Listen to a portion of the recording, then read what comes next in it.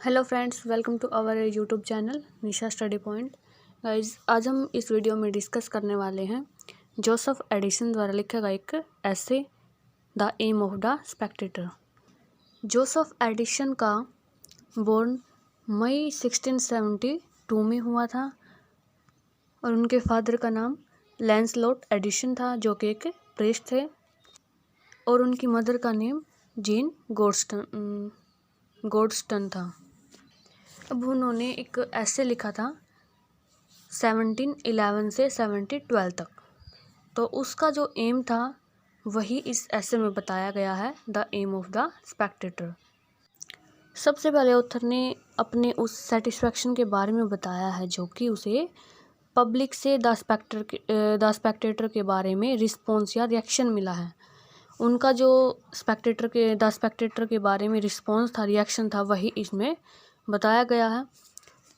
अब वो बहुत ही हैप्पी है कि उसका जो ये ऐसे है, ये जर्नल है, पेज भी बोल सकते हैं, वो अब बहुत ही फेमस हो चुका है। कौन सा? The aim of the Spectator.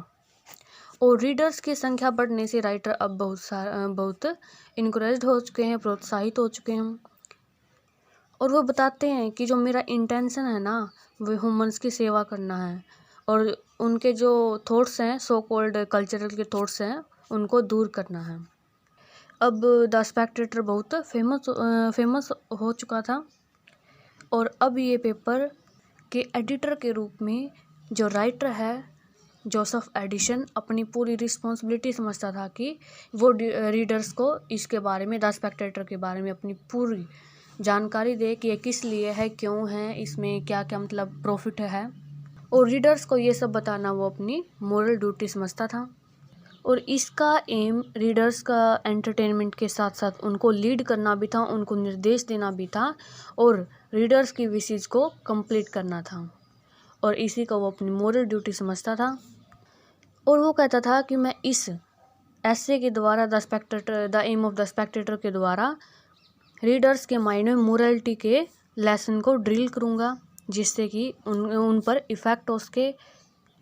और वो बताते हैं कि इस न्यूज़पेपर का जो एम है, रीडर्स को उस टाइम की इवल्स के बारे में बताना है, उस टाइम की बुराइयों के बारे में बताना है, और जो फूल्स पीपल हैं उनको इस टाइम की इवल्स के बारे में बताना था, और उनके जो बंजर माइंड है ना, उसमें उपजाऊ थॉट्स को ऐड करना है, और वो फिलोसफी के ज्ञान को कॉफ़ी हाउसों या चाय के टेबल्स, लाइब्रेरी से निकालकर आम आदमी जनता तक पहुंचाना चाहता है। अब एडिसन कहते हैं कि द स्पेक्टेटर है वो कोई पॉलिटिकल पेपर नहीं है, और इसका एम भी पॉलिटिकल पार्टी को हाईलाइट करना नहीं, बल्कि आम आदमी की सर्विस से है, और इसका पॉलिटिकल पार्टी से भी कोई लेना देना नहीं है, उसको क्रिटिसाइज़ नहीं करता है, और ये तो रीडर्स को खुद को समझने में हेल्प करेगा। और वो कहता है कि दूसरे दूरगामी देशों की घटनाओं के बारे में भी बताना इसका एम नहीं है, पॉलिटिकल रूप में बिल्कुल अलग है ये। इसका जो मेन एम है वो तो आम आदमियों में जो पक्षपात की भावना है उसको कम करना है। और अब एडिशन उन रीडर्स की लिस्ट भी बताता है जिनके लिए द स्पेक्टेटर प्रॉफिटेबल होगा, और सबसे पहले उन जेंटलमैन को रिकमेंड करता है जो कि लाइफ के खुद दर्शक हैं। और वो कहते हैं कि ये पेपर उन लोगों के लिए भी उपयोगी होगा जो कि व्यापारी, डॉक्टर और राजनीतिज्ञ हैं, लेकिन अब वो खाली हैं, उनके पास जो टाइम है वो अब खाली हम। अब एक व्यंग्यात्मक अंदाज में कहता है कि ये पेपर उन तक भी पहुंचना चाहिए जो कि बुद्धिहीन है, जिनके पास माइंड नहीं है, और जिनके पास अपने कोई थॉट्स भी नहीं हैं। जो दूसरे कहते हैं वही वो मान लेते हैं, अपने मतलब भले बुरे के बारे में वो नहीं जानते हैं।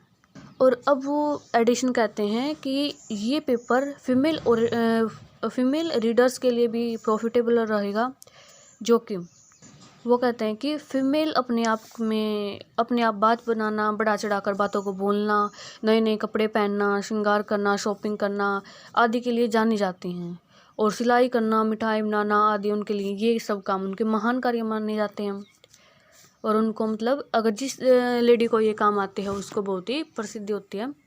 लेकिन जो एडिशन है वो चाहते हैं कि ये सब अपने आप को आध्यात्मिक ज्ञान में परिपूर्ण कर लें और ये जो द स्पेक्टेटर है इस न्यूज़पेपर को पढ़कर वो भी फीमेल भी अपने जो ज्ञान है उसको बढ़ाएं और इस न्यूज़पेपर को पढ़ें और उनका जो लेवल है ना वो मेंस की तरह थोड़ा ऊपर उठ सकें। और एडिशन हर वो पॉसिबल कार्य करता है जो कि फीमेल जिन्हें मनुष्य प्राणियों में सबसे सुंदर माना जाता है उनके दोषों को दूर करके उनमें गुणों की संख्या को बढ़ाया जाए, ऐसे वो हर कार्य करता है। और वो चाहता है कि ये जो फीमेल रीडर्स हैं वो अपने खुद में दोषों को दूर करके गुणों की संख्या बढ़ाएं। अब वो एडिशन लास्ट में बताते हैं कि यहाँ पर 3 कैटेगरी हैं। नंबर 1 पे वो सुखी परिवार है जो कि अपने आप में ही सेटिस्फाइड है, उनको दूसरे लोगों से कोई लेना देना नहीं है। और दूसरे लोग हैं वो हैप्पी हैं, अनहैप्पी हैं, उनको कोई लेना देना नहीं है।